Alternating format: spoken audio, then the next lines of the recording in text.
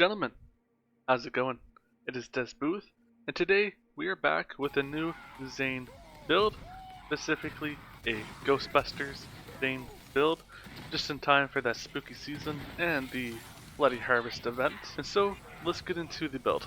Alright, starting off with the loadout, we have a laser exploder, a cryo efficient one, cryo element one, and the main reason that we have that is because Cryo on Zane is heavily boosted. It does slow down enemies, and our skills and other annoyments are centered around boosting up that cryo efficiency. You slow down enemies, it does extra damage to them. This is the main weapon you'll be using, as well as the annoyment. While an action skill is active, weapon damage is increased by 200%. You're always going to have your action skills up, and if for whatever reason that both go down, they don't take too long to get back up. This will be your primary weapon. This will be the weapon to use. The next item is the Plague Bearer. This is going to be for your clone. Your clone will spawn with a replica of whatever weapon you're holding at the time. So we're going to have this weapon to bring all the enemies in closer together, and this will help you take down bosses, for example, as well. Just big, heavy things. Get them close together, you'll be able to land your hits easy. And it does have, on action skill end, splash damage is increased by 200% for a short time. And it just so happens that all of the weapons we're using are Torg weapons. They're going to be putting out explosives, high splash damage. And then the third weapon, this is important, is an elemental laser exploder, different than that first one. Our first one is cryo, and so if you do happen to come across a cryo immune enemy or resistant enemy, having one in a different element will be how you take them down. And then this one here, the incendiary one, does have a consecutive hit annoyment, which increases weapon damage by 1% per hit. When your clone is out and using the Plague Bearer, the enemies are going to be closer together. It's going to be super easy to take them down, super easy to hit them all without missing. And then for the shield we have is the Frozen Heart, which is on action skill start. Activate any effects that trigger on shield break or fill from the annoyment. Basically, your shield breaks, creates a nova, a cryo nova, damages everyone around you, and you get health back from that. It's not super hard to get your action skills to run out and bring them back up. And then depending on how you want to build this build, as there are a few tweaks you can do, you'll easily be able to take down one of your action skills and then pop it back up right after.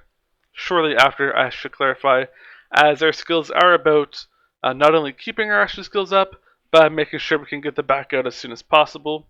And then for the class mod, we have the Ordered Prepped Cold Warrior. Whenever Zane freezes an enemy, a random status effect is applied to them instantly. You'll see from the skills that we do have things that help us freeze enemies, and our primary weapon is a cryo weapon that's very efficient. So you'll be able to freeze enemies very easily, and they get status effects applied to them instantly, which will be very helpful. And this one comes with bonus assault rifle damage and bonus weapon accuracy. It's Halloween time, you'll be facing ghosts. Ghosts hit you, you get terror. Terror makes it so that your aim is very, very terrible. So this will help with that. And then the assault rifle bonus damage. Your main weapons, the laser exploder is an assault rifle, so that boosts it up as well.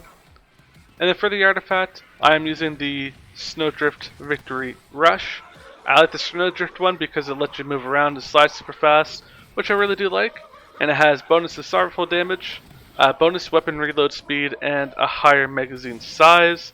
That way you won't have to reload as much, and when you get to reload, it'll be a little bit faster. And then for the grenade mod, honestly, you could choose whatever one you want.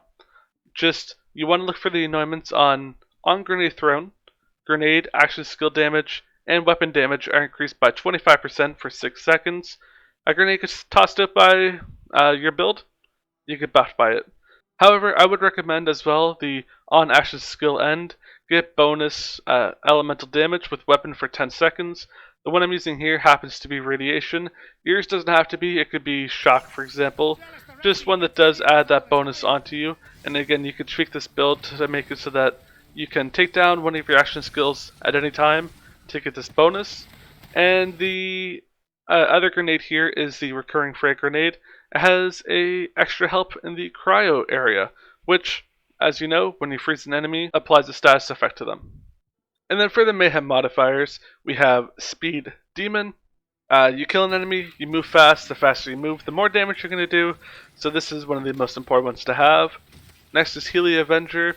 You kill an enemy, a heart goes up. You shoot it, you get health and shield boosters. You don't, an enemy gets healed. Not a big deal, just something to look out for. The hard modifier is Drone Ranger. Enemies have a chance to spawn with the healing drone. Not super hard to take care of, and not something that really inconveniences you. And then for the very hard modifier, we have Rogue Light. You no longer enter, fight for your life. That is something that is a little inconvenient. However, I find it better than Death, as you're not really going to be going down a lot with this build, and Death will drop you instantly, and it's just kind of annoying to have to deal with, especially since you don't have like a pet, for example, to bring you back up. The reason why I chose these modifiers is that you're not going to come across anything that like boosts enemy damage, anything that will make it so your elemental effects are not applicable to the enemy that you'll be facing. So this will be the best case scenario. Again, however, if you want to go about different things, you can obviously choose whatever you like. Just I would recommend making it so that there's no immune modifiers. And then to quickly go over the skill trees with Undercover, the green tree.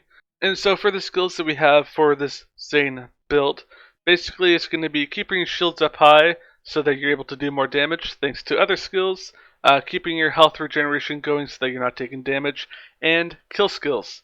Kill skills, even if you just throw 1 point into them, will be very important to have. One of the most important skills you're looking for though is Brain Freeze. Whenever Zane scores a critical hit on an enemy, there's a chance they'll be slowed, and this effect stacks until the target is frozen. If a target gets frozen, a status element is inflicted on them. And then Confident Competence. While Zane's shields are active, he gains increased gun damage and accuracy depending on the amount of shields you have, so that is something very important to have. For the first action skill we're coming across is in the Hitman tree. That'll be for the Sentinel, little fly around drone. And then the first bonus slot is the Static Field. It emits a static field that will drain enemy shields, replenishing Zane's, keeping yours up. And then Bad Dose sends out radiation, debuffs enemies, and buffs you from like fire rate, gun damage, everything like that. Movement speed, and with movement speed as well, the faster you go, the more damage you're going to be doing. And so the first skill in the Hitman tree that we're looking at is the Violent Speed. You kill an enemy, kill skill, you're going to be moving faster. The faster you move, more damage you do. Cold Bore, increased weapon swap speed, and the next shot fired after swapping weapons deals bonus cryo damage. The reason why we have the weapon swap speed increased is so that when you're throwing down your clone, you can switch weapons to the Plague Bearer fast, and then you can switch off of it fast as well, just to save you more time, more moving around, more damage being put out. Violent Momentum, again, faster you go, the more damage you're going to be doing. Another kill skill is Salvation, killing an enemy. Zane's weapon gains lifesteal for a few seconds. You kill an enemy, you're going to boost up your own health. Drone Delivery, another important one. The Sentinel will drop a free grenade based on Zane's current grenade mod while attacking enemies. So if you do have the gain bonus weapon, action skill, and grenade damage, that will be applied then. Cool Hand, increased weapon reload speed. Again, not super duper important as you're not going to be reloading a lot, but it does have a kill skill which you want to put at least 1 point in, as we said prior, and which is after killing an enemy, Zane's reload speed is increased for a few seconds. Deathfall is close. All of Zane's kill skills gain increased effect and duration. Super awesome to have. Violent Violence, kill skill. Killing an enemy, Zane gains increased fire rate for a few seconds, which is in fact boosted by the Deathfall is close. And then there's Playing Dirty, which is a kill skill. You kill an enemy.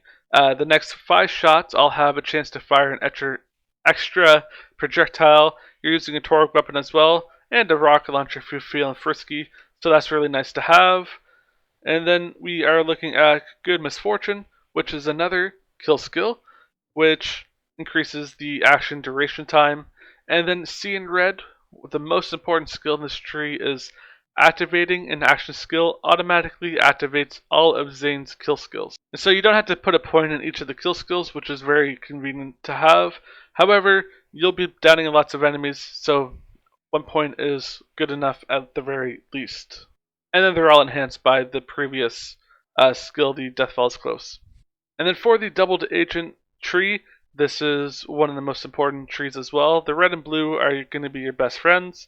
This is, you can put out a clone. And the first slot we have for it is that enemies are more likely to target the clone for a few seconds after it's summoned and after swapping places, just to give you a chance to breathe if you need to. And then Doppelbanger, when Zane's action skill is ended, the clone explodes, dealing splash damage to all nearby enemies. So you can end the action skill whenever you choose to, and it does a big round of damage as well. So that's something to keep in mind in case you need to have something like on the action skill end, as you saw at the beginning of the video. And if you don't want to have that, you can choose to end the action skill whenever you want, in case you don't have any of those annoyments or it just doesn't call to you. I would also recommend the binary system, so that when you do swap places, it releases novas between you and the clone. And to start off at the very top, you have both of your action skills out, you gain increased damage. And with the skill tree, it's very simple, not quite like the blue tree. And so, to start things off, you have both of your action skills out, you gain increased damage. You and your clone will have a higher magazine size. That means you don't have to reload as much, which is very helpful. And a very important one is borrowed time, which increases the action skill duration for every active action skill. So you have them both out, which you want to do anyways. They'll be out for even longer. Fractional frags is a key one to have as well, as your clone will throw a grenade when they are first activated, and if the digiclone is killed, which more likely than not it will be, it drops a free grenade. And then kill skill, which again is affected by the blue tree, killing an enemy while the digiclone is active gives the clone a chance to throw a free grenade. And again, this is boosted again from the blue tree, and it activates again the start of any of the action skills. So your Sentinel basically. And another kill skill would be the Donnybrook. Whenever Zane kills an enemy, he and his digiclone received an increased gun damage and health regeneration for a few seconds. You're going to be taking down lots of enemies easy, plus your kill skills are boosted as well. And then for Quick Breather, whenever Zane swap places with his clone, his shields immediately begin recharging and health restored to the clone. Pocket full of grenades, kill skill. Killing an enemy, Zane gains increased grenade regeneration for a few seconds. This effect does stack. Supersonic Man, whenever one or more of Zane's action skills are active, he gains increased movement speed. The more movement speed you have, the more damage you're going to be doing.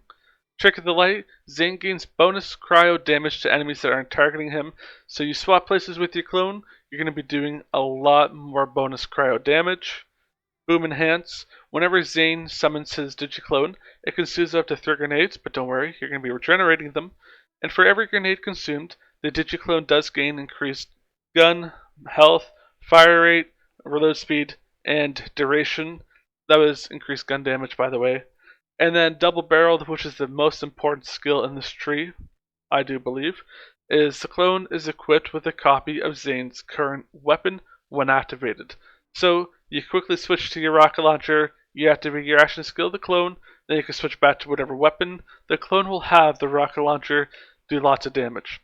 Anyways guys, that is everything to this Ghostbusters Zane build. It's very fun to use, and thankfully with the hotfix that just came out the other day, this build is now viable just in time for the spooky season, especially with all the ghosts around. Make sure to like, comment, subscribe, and I'll catch you next time.